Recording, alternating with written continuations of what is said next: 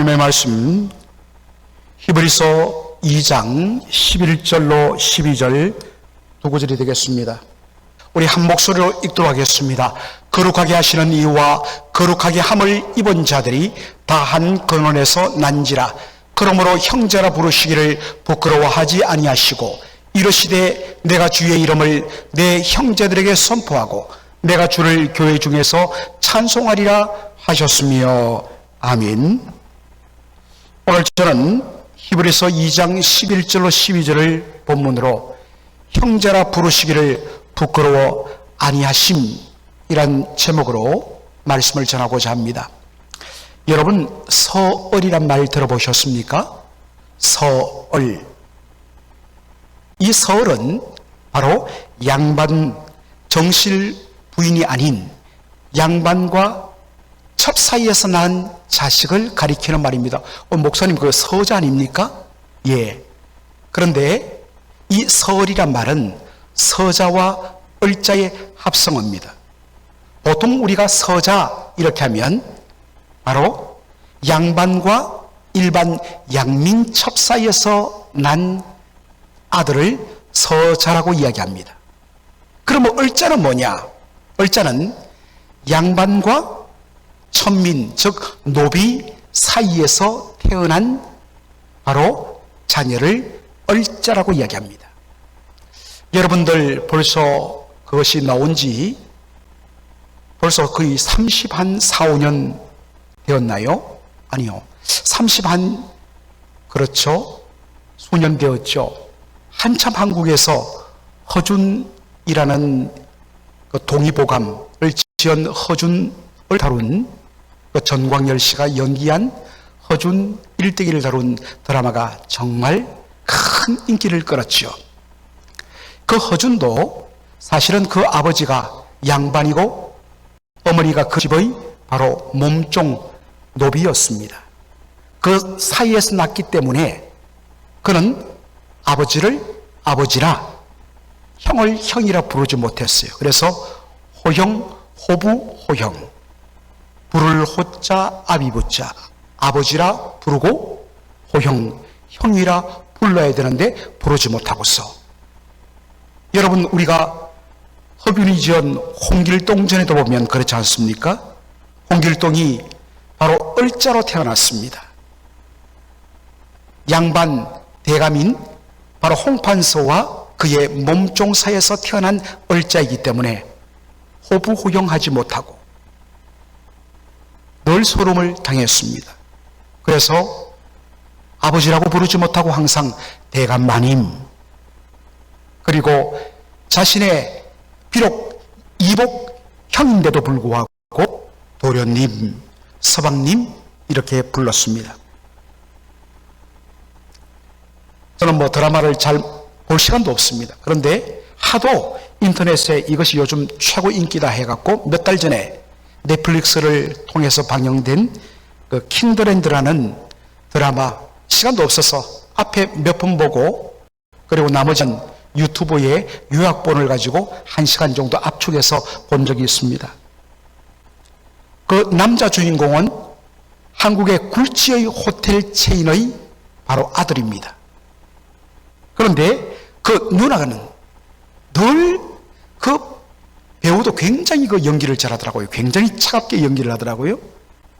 자기 동생을 거의 어떤 면에서 벌레 보듯이 하고 사사건건 시비를 걸고 멸시를 합니다. 그리고 계속해서 문제를 만들어서 동생을 곤경에 빠뜨리려는 일들을 펼칩니다. 알고 봤더니 이 누나는 곤부인의 소생인데 그 동생은 바로 둘째 부인의 아들이었다는 것입니다. 그래서 말만 누나 동생일 뿐 이건 남보다 더 무서운 그런 관계를 보았습니다. 늘 동생을 경멸하고 무시하는 그러한 태도를 보였습니다. 여러분, 예수님은 왜 제가 이야기를 꺼내느냐? 예수님은 누구십니까? 예수님은 영원전부터 성부 하나님으로부터 나신 아들입니다. 영원전부터 성부 하나님으로부터 나신 아들이라는 이 표현이 바로 독생자입니다. 여러분, 보통 독생자, 이게 정확하게 영어 번역으로 표현하면 the only begotten son입니다. 유일하게 태어나신, 하나님에 의해서 나신 아들이라는 표현입니다.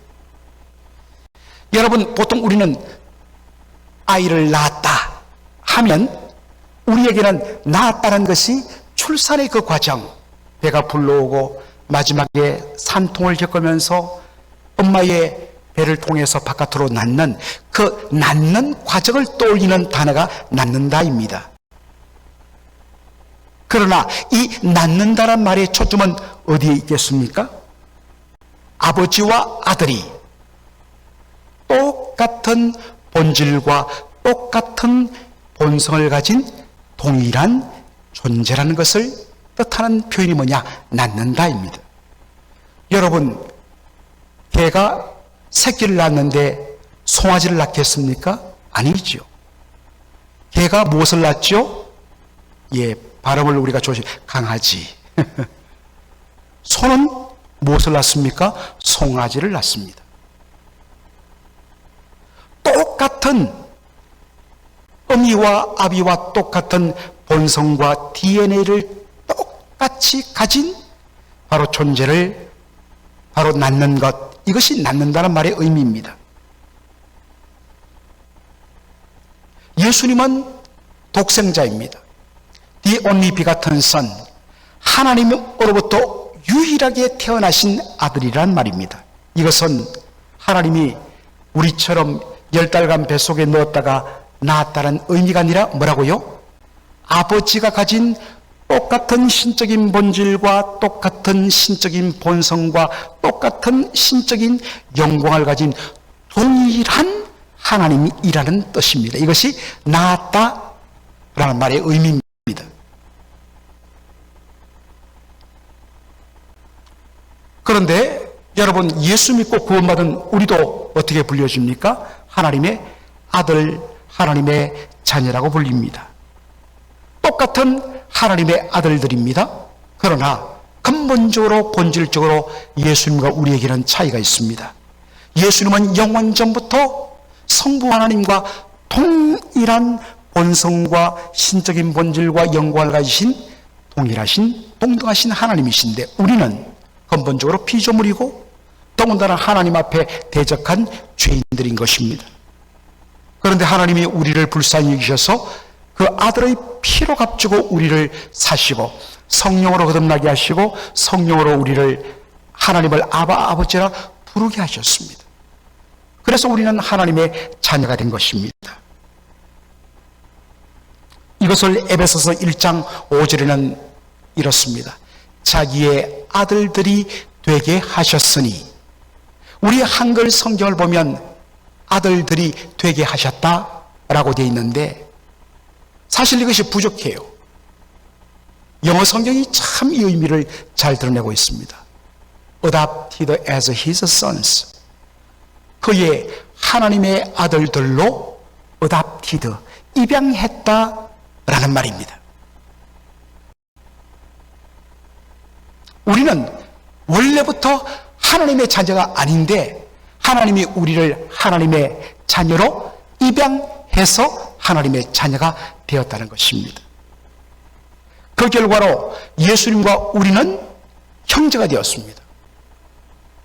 그러나 근본적으로 하나님의 아들이신 예수님과 원래 하나님의 자녀가 아니었다가 하나님에 의해서 입양된 우리는 같은 자녀라고 불리지만 본질적으로 너무나 차이가 나는 존재들입니다.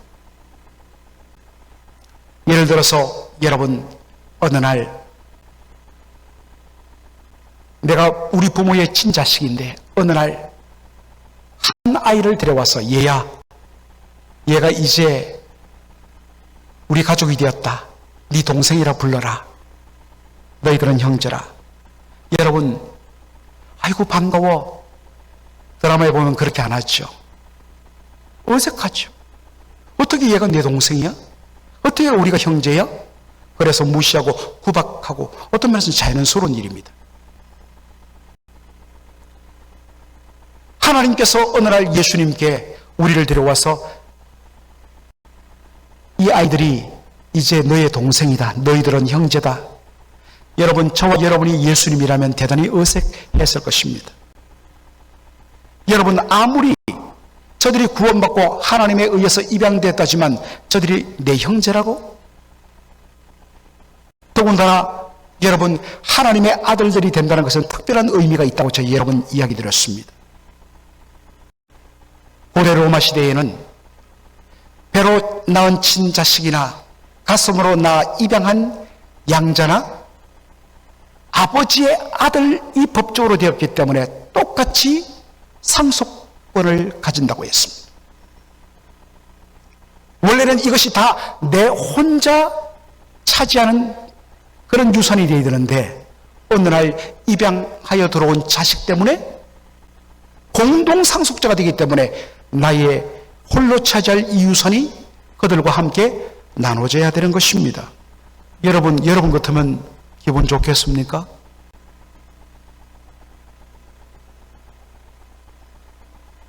원래는 아버지의 모든 것을 하나님의 유일하게 낳으신 아들, 친아들인 나 홀로 다 누려야 되는데 어느 날 근본도 없는 이 죄인들을 구원해 준 것만도 감사한데 이들을 하나님의 자녀로 입양하고 바로 아버지의 아들이니까 예수님이 가지셨던 그 모든 영광을 함께 공동 상속하는 그러한 특권을 가졌다고 이야기하니까 만일 저와 여러분이 예수님이었다면 어땠을까요?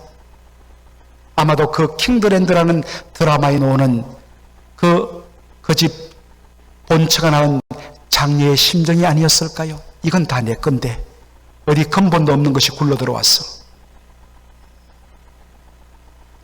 그런데 여러분, 예수님께서 보이신 반응은 무엇입니까? 죄로 죽을 수밖에 없던 우리들을 구원해 내시고 바로 그 구원해 낸 우리들을 하나님이 하나님의 자녀로 아들들로 양자로 입양하시고 그렇게 데려오셨을 때 히브리서 2장 11절은 예수님의 반응을 이렇게 이야기하고 있습니다. 거룩하게 하시는 이와 거룩하게 함을 입은 자들이 다 한 근원에서 난지라. 그러므로 형제라 부르시기를 부끄러워하지 아니하시고. 여러분, 여기 거룩하게 하시는 이는 누구이십니까? 예수 그리스도이십니다. 그러면 거룩하게 함을 입은 자들은 누구를 가리키죠? 바로 우리 죄인들을 가리킵니다. 분명하게 거룩하게 하시는 이와 거룩하게 함을 입은 자들, 거룩하게 함을 입기 전에는 누구였습니까? 죄인이었습니다. 근본적으로 본질적으로 너무나 차이가 나는 존재들입니다. 그런데 예수님이 어떻게 했다고요? 그들을 형제라 부르시기를 부끄러워하지 아니하셨다 했습니다. 왜 그렇습니까? 이유는 거룩하게 하시는 이와 거룩하게 함을 입은 자들이 다 어디에서 나왔다고요? 한 근원에서 나셨기 때문입니다.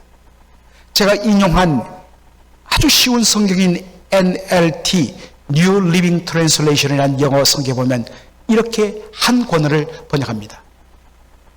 Have the same father. 같은 아버지를 가졌다입니다.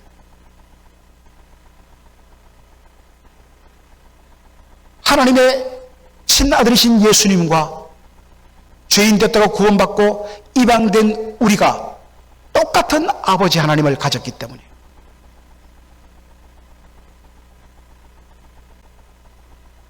예수님은 그런 우리에 대하여 너는 나와 본질적으로 달라 라고 하지 않고 우리를 기꺼이 내 동생이라 여기시며 사랑하시며 그것을 조금도 부끄러워하지 아니하시고 오히려 자랑하셨다는 것입니다.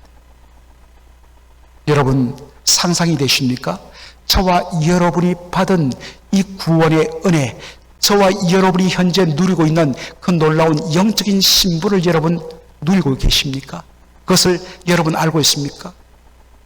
세상적으로 우리가 그렇게 정말 멋있게 화려한 모습은 아니지만 여러분, 저와 여러분은 그런 존재라고요. 주님이 여러분을 부끄러워하지 아니하시는데 왜 여러분은 여러분을 부끄러워하십니까? 그런 말이 있죠. 어느 형사가 말합니다. 우리 형사들 뇌물을 받지 않는다. 우리가 돈이 없지 가구가 없느냐. 유명한 대사지요. 여러분, 그러한 당당함이 저와 여러분에 있어야 됩니다. 예수님이 우리를 부끄러워하지 아니하고 예수님이 우리를 당당하게 너는 내 동생이다. 하나님이 당당하게 너는 내 아들이라. 우리를 기뻐하시는데 왜 우리가 우리 자신에 대해서 움츠러듭니까? 여러분 당당하시기 바랍니다.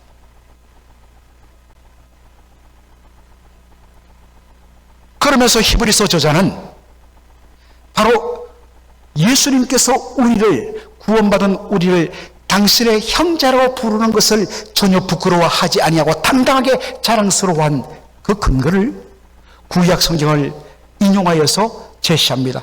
그렇게 든 말씀이 12절에 나옵니다. 이러시되 내가 주의 이름을 내 형제들에게 선포하고 내가 주를 교회 중에서 찬송하리라 하셨으며, 여러분 이 히브리서 12장 2장 12절의 이 말씀은 구약 성경에서 인용되었는데 어디서 인용되느냐?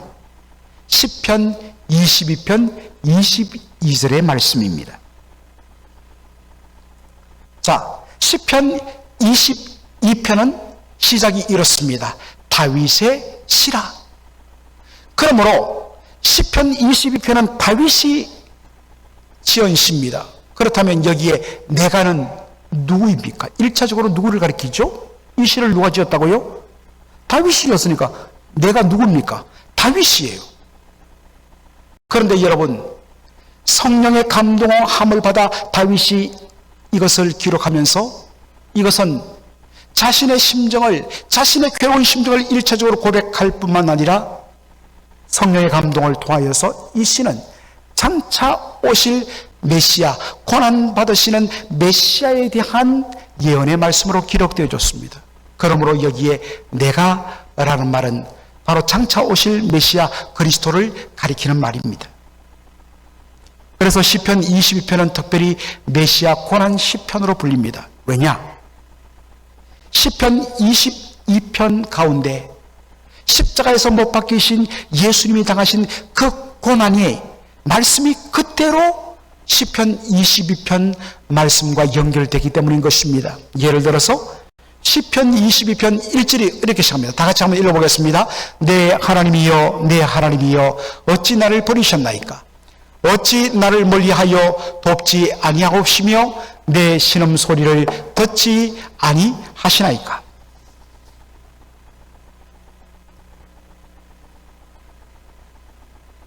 여러분, 내 하나님이여, 내 하나님이여, my God, my God.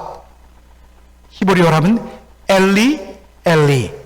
그 다음 뭐겠습니까? 라마 사박타니. 바로 예수님께서 십자가의 고통이 절정됐을 때 부르셨던 나의 하나님이여, 나의 하나님이여, 어찌 나를 버리셨나이까? 엘리, 엘리, 라마 사박타니. 이 말씀이 놀랍게도 어디에 나온 말씀의 성취입니까? 시편 22편 1절의 말씀의 성취예요. 그 다음에 밑에 쭉 내려가면 시편 22편 7절 8절의 말씀이 이렇습니다. 다 같이 읽어보겠습니다. 나를 보는 자는 다 나를 비웃으며 입술을 삐죽이고 머리를 흔들며 말하되 그가 여호와께 의탁하시니 구원하실 걸 그를 기뻐하시니 건지실 걸 하니. 여러분 어디서 나온 장면입니까? 예수님께서 십자가에 못 박혀서 엘리 엘리 라마 사박다니 하면서 하나님을 부르시자 그들이 머리를 흔들며 입을 비죽이면서 예수님을 조롱합니다. 네가 하나님의 아들이면 하나님이 너를 건지실 것이다. 바로 이 말씀이 그대로 적용됩니다. 그리고 밑으로 쭉 읽어보면 18절에 우리가 잘 아는 이 말씀이 있습니다. 다 같이요. 내 겉옷을 나누며 속옷을 제비옵나이다. 와우! 어디에 나오는 장면입니까? 예수님을 십자가에 못 박고 로마 군병들이, 원래 십자가 처형당한 사람들은 실오라기 하나 남기지 않고 다 벗겨버리고 못 박아 매달아 버립니다. 수치를 당하도록.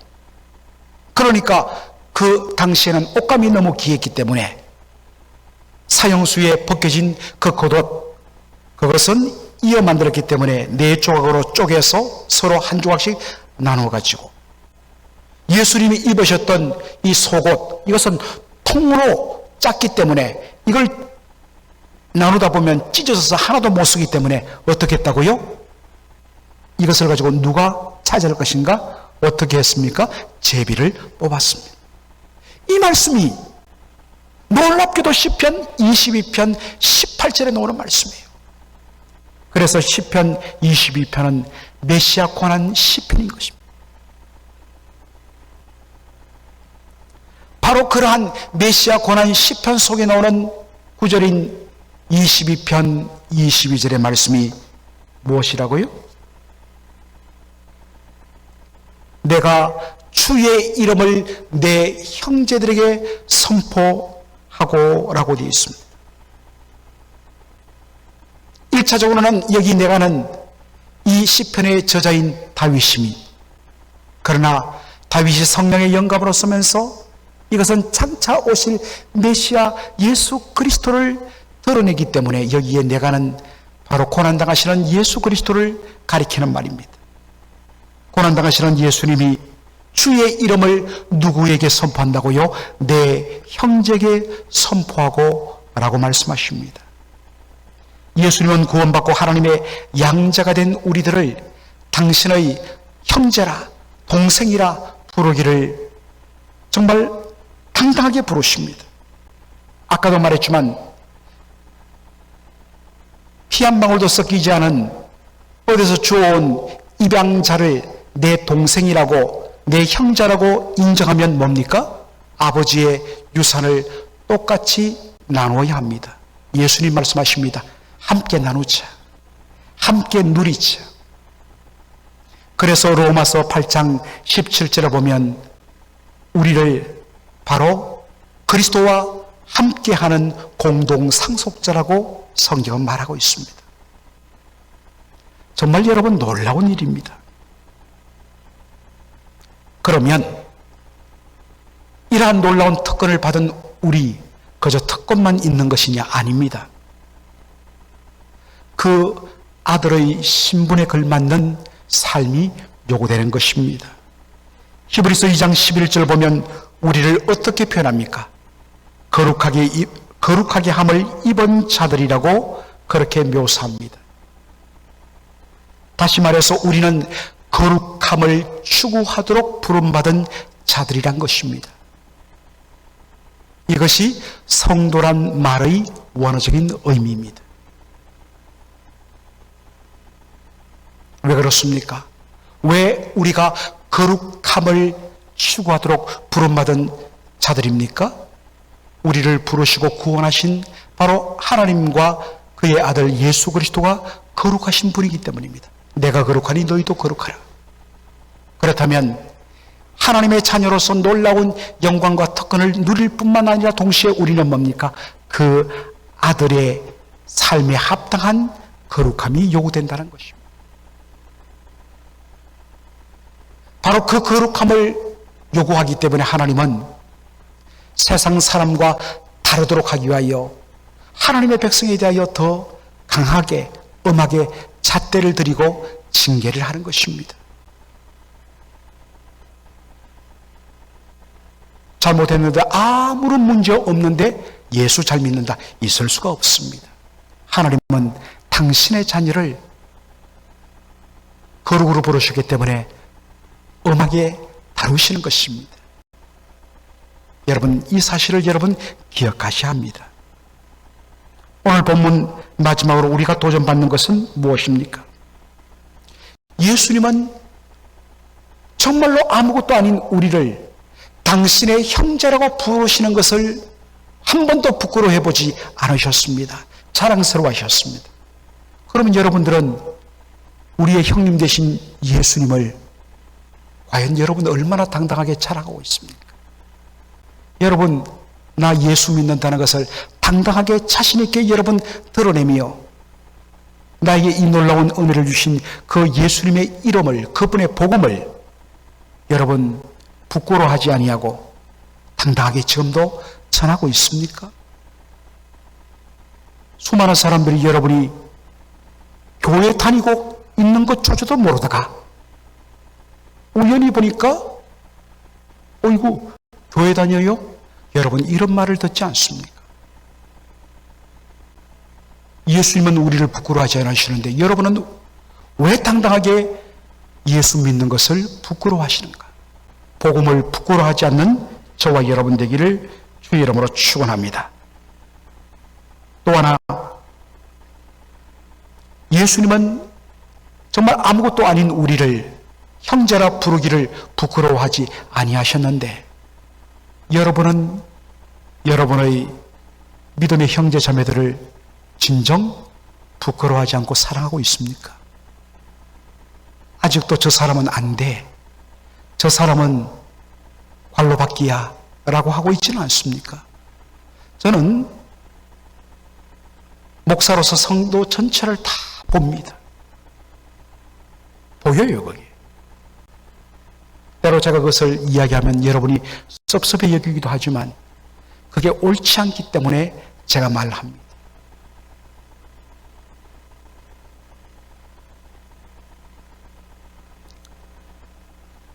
우리 주님이 우리를 부끄러워하지 아니하셨는데 그렇다면 우리도 조금 못나 보여도 부족해 보여도 때로는 사고를 좀 쳐도 그들은 여전히 뭡니까?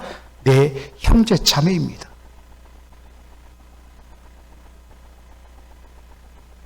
탕자의 비유에 나오는 큰 아들을 여러분 기억하시죠? 어느 날 밭에서 돌아오는데 집에서 잔치 소리가 들립니다. 무슨 일인가요? 종을 불러 물어봤더니 도련님의 집 나간 동생이 돌아왔습니다. 그래서 주인님이 너무 기뻐서 바로 그 돌아온 탕자를 위해서 잔치를 베푸십니다. 라고 하니까 그때부터 분노가 생겨서 집 안으로 들어가지 않았습니다. 아버지가 얘야 함께 기뻐해 줬더니 아버지께 이제 화를 냅니다. 아버지의 살림을 창기들과 함께 다 말아먹은 이 아들을 어떻게 받아주시고 잔치를 베푸십니까? 어떻게 저런 자를 아들로 받아주십니까?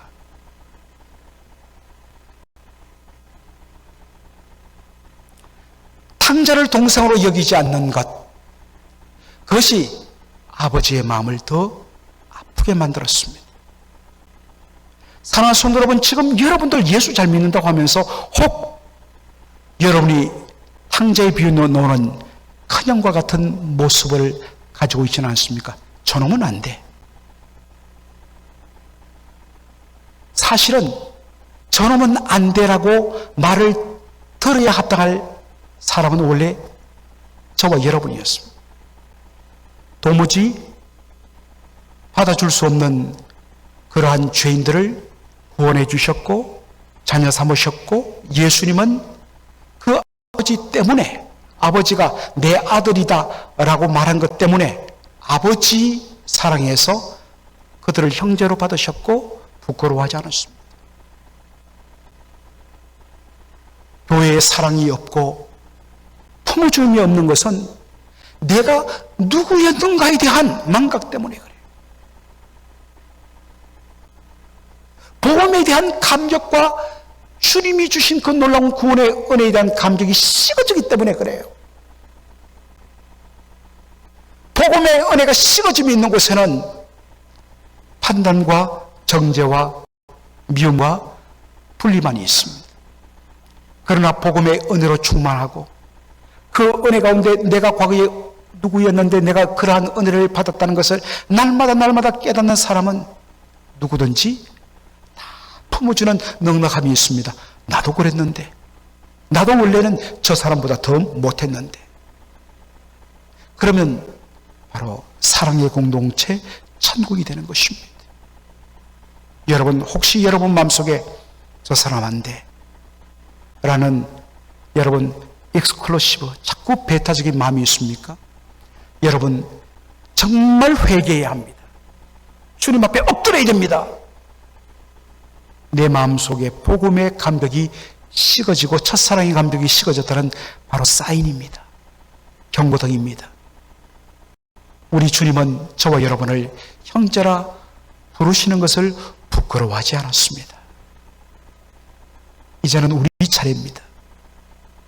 그 누구도